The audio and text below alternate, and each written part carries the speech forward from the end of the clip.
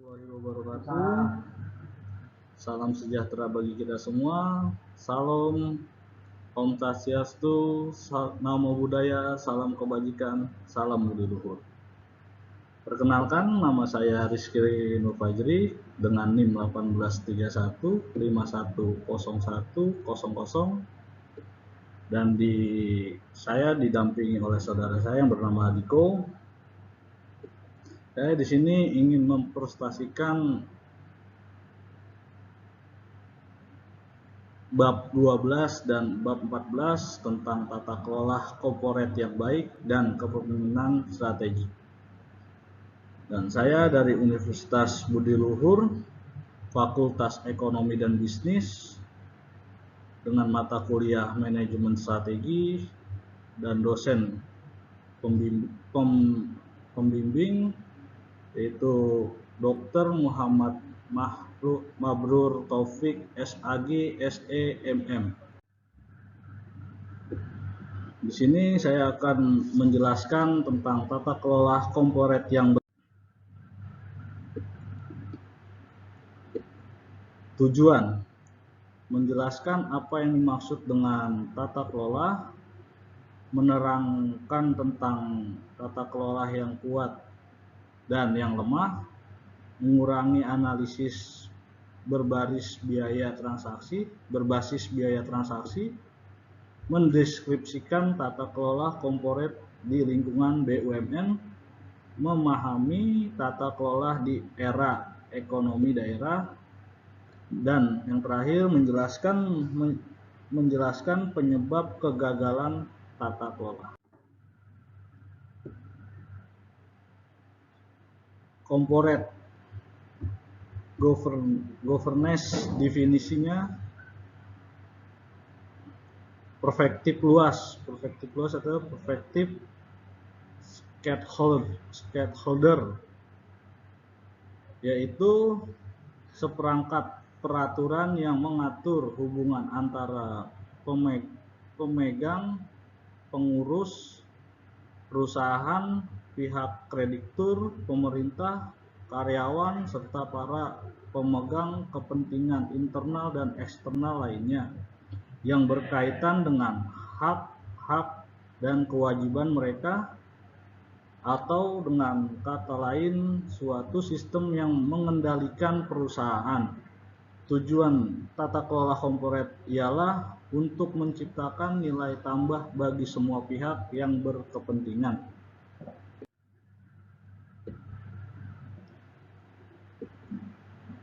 Prinsip perspektif sempit, struktur di mana manajemen pada berbagai tingkat organisasi dikendalikan melalui dewan direksi, struktur yang berkaitan insentif eksekutif dan skema lainnya. Sistem tata kelola korporat terdiri dari yang pertama, berbagai peraturan yang menjelaskan hubungan antara pemegang saham, manajemen, kreditor, pemerintah, dan stakeholder yang lainnya. Yang kedua, berbagai mekanisme yang secara langsung maupun tidak langsung menegakkan peraturan tersebut. Tata kelola korporat atau TKK dalam perspektifnya di sini ada gambar itu pemerintah sebagai regulator. Di sini ada kreditor, di dalam lingkaran itu ada RUPS dan BOC, dan di sini ada pelanggaran. TKK dalam arti luas itu menggariskan dari semuanya ya. Dan di BOD itu di bawahnya ada manajer, di bawah manajer ada karyawan. Di luar dari lingkaran besar itu ada kelompok lain dan masyarakat. RUPS yaitu rapat umum pemegang saham, BOC itu dewan komisaris, dan BOD itu adalah dewan direksi.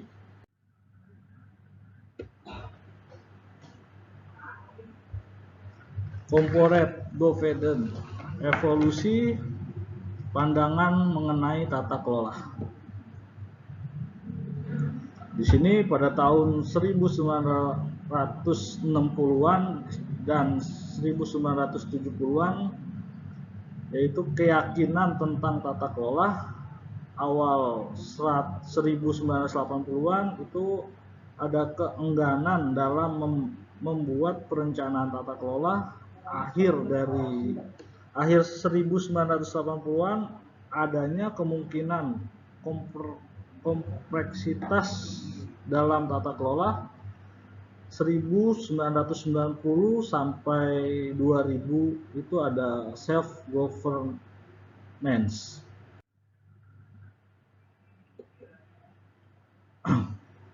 Tata kelola yang lemah versus tata kelola yang kuat. Lemahnya tata kelola menimbulkan dampak sebagai berikut. Yang pertama, kaum miskin tidak mendapat akses pelayanan publik yang dibutuhkan karena selalu berkompromi dengan birokrasi yang korup. Yang kedua, para investor takut dan enggan menanam modal di Indonesia karena ketidakmampuan sistem peradilan untuk melaksanakan kontrak, meningkatnya kerusuhan dan tingkat pelanggaran hukum dan keamanan. Yang ketiga itu langkahnya sumber daya pemerintah ternyata hilang karena sistem manajemen keuangan dan pengadaan barang yang tidak transparan, manipulatif, dan banyak kebocoran. Tata kelola sebagai proses representatif interaktif. Di sini ada gambarnya ya, bisa kalian lihat sendiri.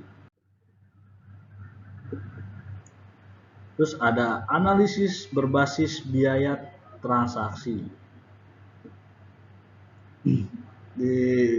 Dikemukakan oleh Ronald Coase pada tahun 1960, analisis biaya transaksi atau ABT.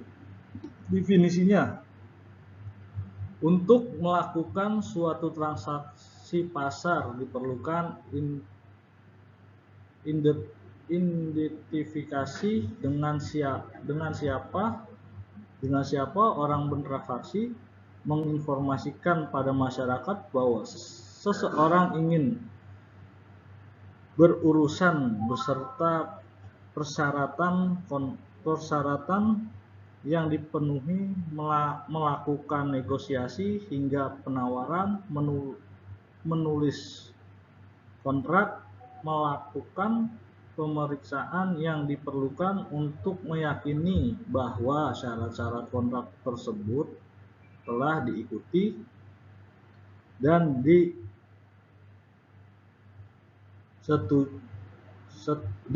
seterusnya.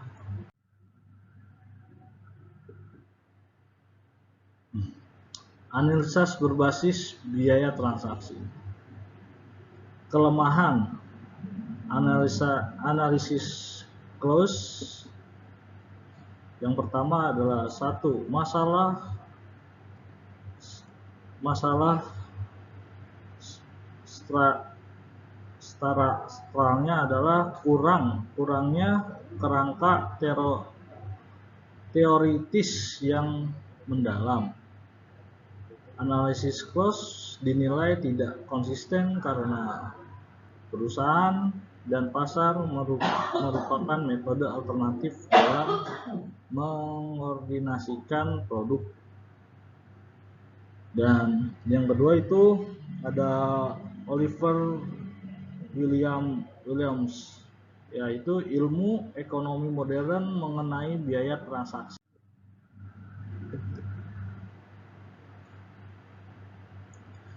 Tata kelola korporat di lingkungan BUMN. Di lingkungan BUMN ada GCG, Good Corporate Governance. Paradigma GCG yang baru menekankan pentingnya nilai-nilai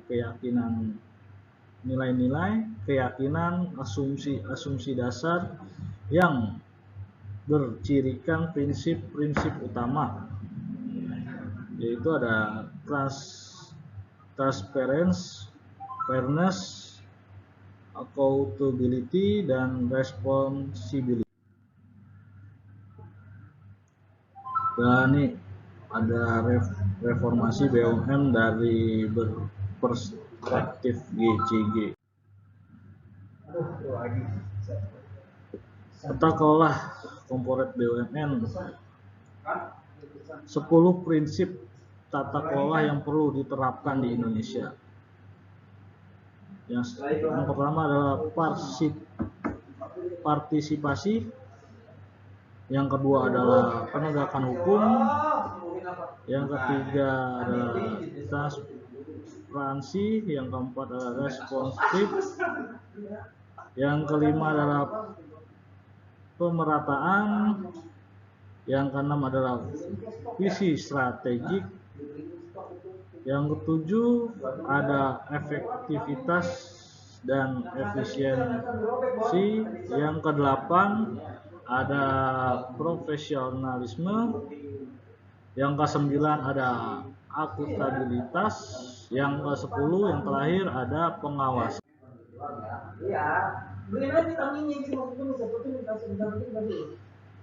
Tata kelola di era ekonomi daerah. Bad governance dalam implementasi otonomi daerah di Indonesia. Yang pertama, kuatnya semangat memungut retribusi pajak maupun penguatan lainnya dengan kurang memperhatikan pelayanan publik secara optimal. Yang kedua adalah rendahnya akuntabilitas pemerintah daerah maupun DPRD. Utomo 2015-16 sampai 17 itu tata kelola dari sisi makro dan mikro. Makro menghendaki interaksi atau kompatibilitas di antara pemerintah, swasta, dan masyarakat. Mikro, adanya kompatibilitas antara komponen yang ada di dalam pemerintah daerah, ya ini adalah DPRD, kepala daerah, wakil kepala daerah, perangkat daerah, dan komponen masyarakat serta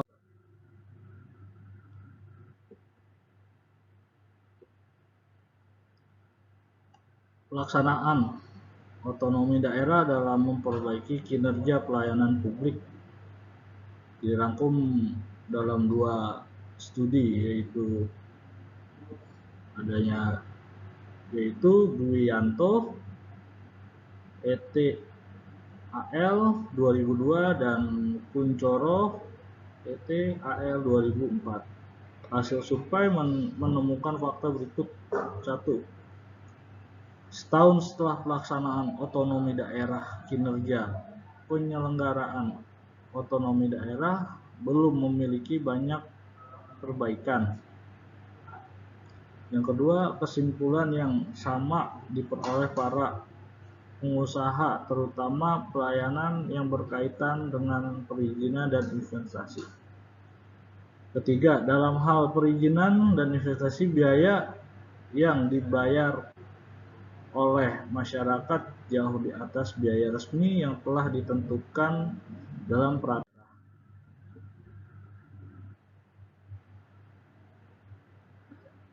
Peluang untuk melakukan perubahan dasar bagi Indonesia.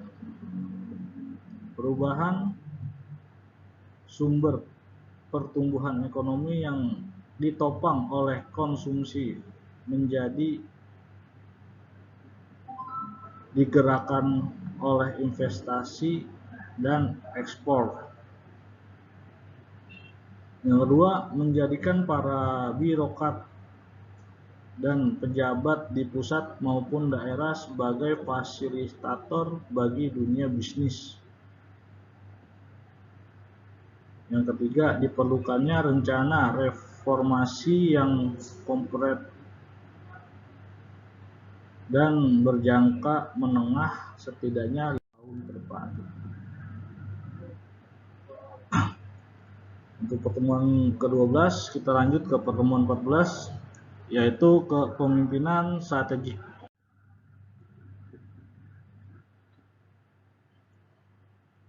Tujuannya, yang pertama itu menjelaskan peranan dan makna kepemimpinan strategik. Yang kedua, menguraikan kepemimpinan strategik dan proses manajemen strategik. Menjabarkan kepemimpinan strategik dalam menghadapi perubahan.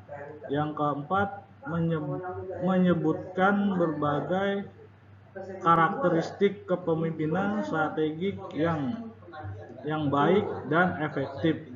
Yang kelima, menjelaskan cara menjadi pemimpin pasar dengan pendekatan competing on the edge, pionir, dan no pionir. Kepemimpinan strategi. Kepemimpinan strategik adalah kemampuan untuk mengantisipasi, memberikan inspirasi, mempertahankan fleksibilitas, dan memberdayakan orang lain untuk menciptakan perubahan strategik yang diinginkan. Yang kedua, kepemimpinan strategik perlu dikembangkan karena kepemimpinan strategik merupakan syarat bagi sukses tidaknya strategi. Banyak organisasi yang kinerjanya buruk akibat tidak dipimpin dengan baik atau terlalu banyak diatur. Kepemimpinan strategik dan proses manajemen strategik. Di sini ada bagian yang menjelaskan tentang kepemimpinan strategik yang efektif, yaitu di bawahnya ada maksud strategik, pembentukan formulasi dan mempengaruhi. Di sampingnya ada visi strategik yang dibawahi dari keberhasilan tindakan strategik. Di bawahnya itu ada formulasi strategik, penerapan strategik, yang di bawahnya yang terakhir itu ada daya saing strategi laba di atas rata-rata.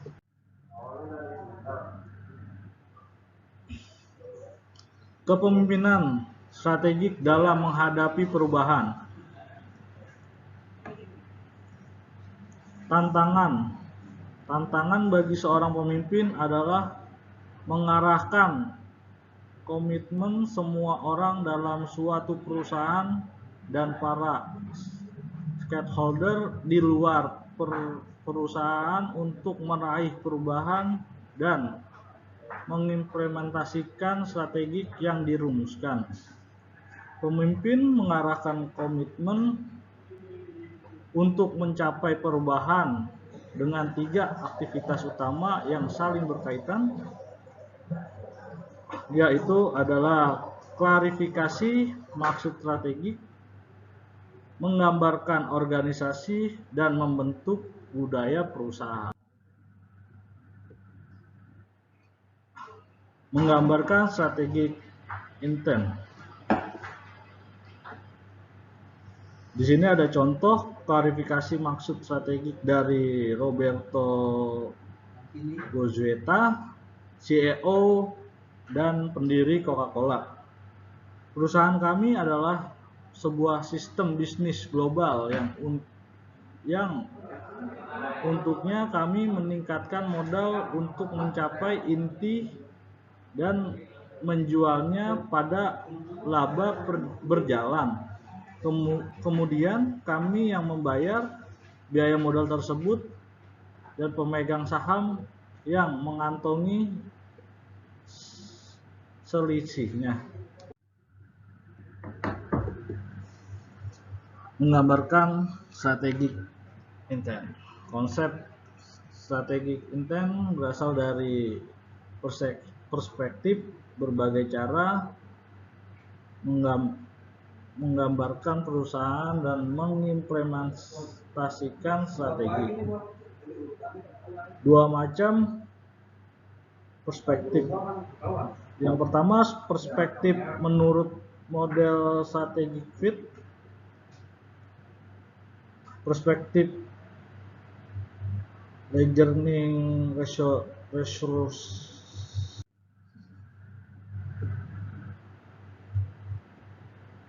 Untuk dapat meraih perubahan, maka para pemimpin perlu membangun kembali hal-hal seperti memastikan pemahaman umum mengenai prioritas organisasi, klarifikasi tanggung jawab di antara para manajemen dan unit-unit perusahaan, memberdayakan para manajemen yang lebih baru dan mendorong kewenangan yang lebih rendah di perusahaan, menemukan dan mengobati permasalahan dalam hal koordinasi dan komunikasi dalam perusahaan, mencapai komitmen personal untuk berbagai visi dengan para manajemen melalui organisasi, selalu berhubungan dekat dengan apa yang sedang terjadi di dalam perusahaan dan dengan para pelanggannya. Ini adalah penggambaran organisasi. Pembentukan budaya perusahaan. Nilai yang pertama adalah nilai kepercayaan yang berkembang di perusahaan akan membentuk kinerja perusahaan. Membentuknya kembali budaya perusahaan merupakan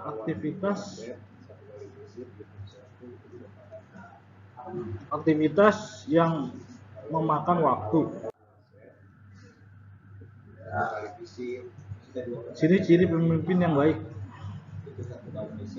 6 macam karakter paling penting yang harus dimiliki seorang pemimpin. Ini yang harus dicermati oleh para pemimpin ya. Yang pertama, jujur. Yang kedua, selalu memandang ke depan.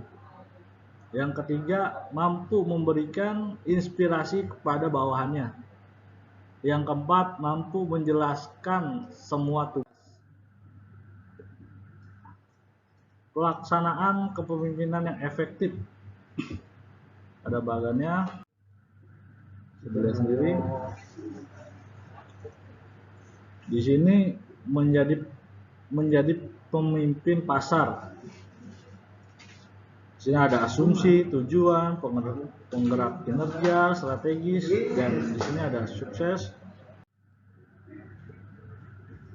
Menjadi pemimpin pasar, kita bisa lihat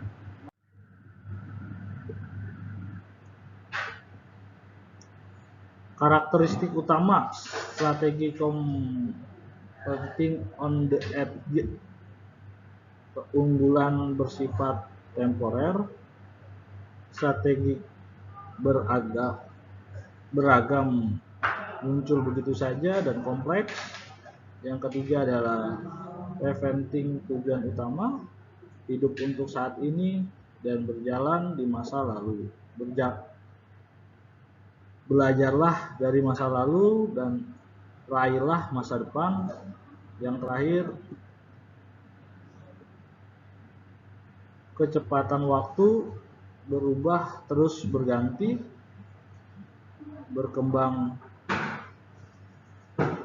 kembangkan strategi, kendalikan strategi dari tingkat bisnis. Yang terakhir adalah sesuaikan bisnis dengan pasar dan semuanya.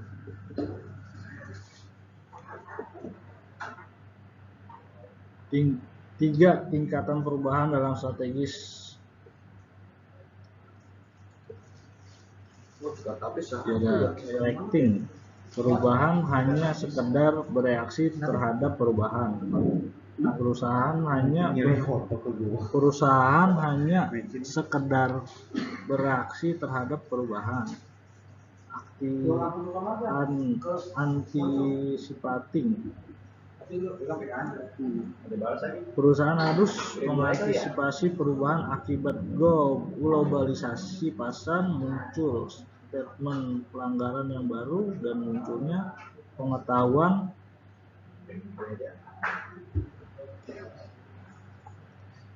leading. Itu perusahaan harus berupaya mengungguli para pesaingnya. Tingkat perubahan dan strategi. Kita bisa lihat level perubahan ada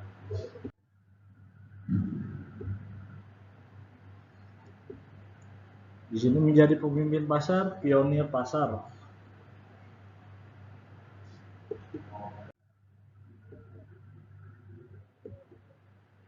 Ini ada menjadi pionir pasar, menjadi non pionir kan.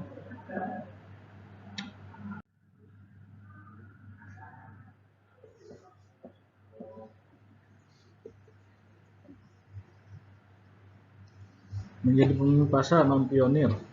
Non pionir dalam merebut pasar dengan kondisi yang pertama adalah perubahan yang sangat cepat, di mana belum ada standar desainasi produk. Yang kedua, kelihatan teknologi yang lebih baik dibanding pionir pasar. Yang ketiga adalah menggunakan strategi produk dengan biaya produksi rendah atau diferensiasi produk. Yang keempat, strategi sesuai dengan kapasitas dan